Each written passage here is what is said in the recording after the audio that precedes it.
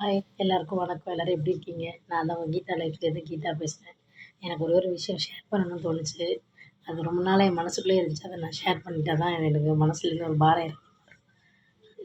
ஒரு பொண்ணுக்கு என்னதான் அன்பான அப்பா இருந்தாலும், பாசமான கணவன் இருந்தாலும், நம்ம தான் முக்கியம்னு சொல்ற பிள்ளைங்க இருந்தாலும், ஃப்ரெண்ட்ஸு, மத்தவங்க சொந்தக்காரங்க எல்லாரும் இருந்தாலும், அந்த பொண்ணுக்கு ஒரு தைரியம் எப்ப கிடைக்கும்னா, அவளுடைய சம்பாத்தியத்துல தான் அவளுக்கு அந்த தைரியம் கிடைக்கிது.